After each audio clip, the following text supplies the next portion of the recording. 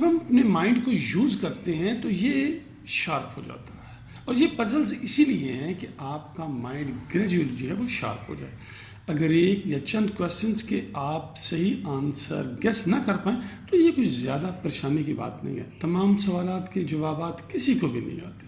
हाँ, आपको लॉजिक्स सीखनी चाहिए। तो बढ़ते हैं आज के सवालात की तरफ।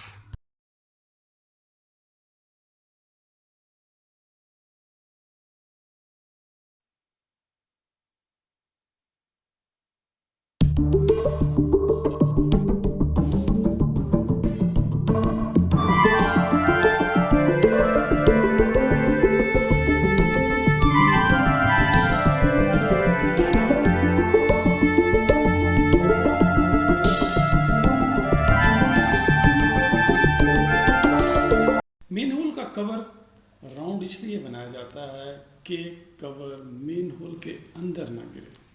अगर मेन होल का कवर राउंड नहीं बनाया जाएगा तो थोड़ी सी बेख्तियाती के नतीजे में कवर जो है वो मेन होल के अंदर जा गिरेगा।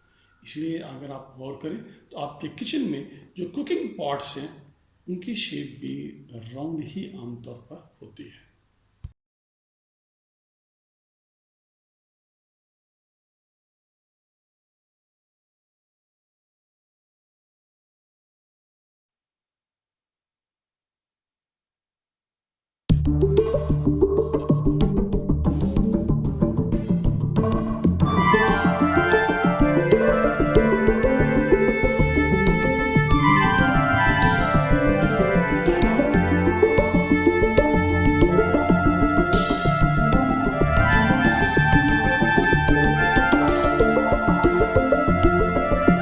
जब क्लॉक पे टाइम 3 बजे होगा तो आवर्स और मिनट्स की जो आर्म्स हैं वो 90 डिग्री को रिप्रेजेंट कर रही होंगी। यूँ इन दोनों आर्म्स के दरमियान 90 डिग्रीज होंगी। क्या आप गेस कर सकते हैं कि और कितने बजे यानी किस टाइम पे 90 डिग्रीज दोबारा ये दोनों आर्म्स शो करेंगी?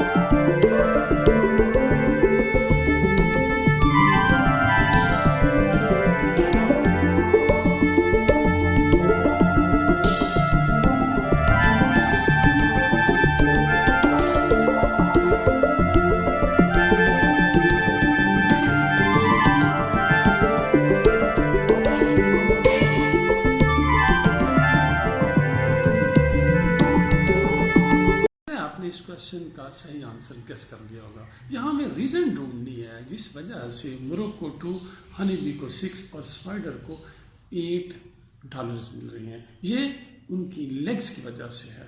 स्पाइडर की 8 लेग्स हैं तो उसे $8 मिल रहे हैं और मोरग की 2 लेग्स हैं तो उसे $2 मिल रही हैं। सो यस, राइट आंसर है $4।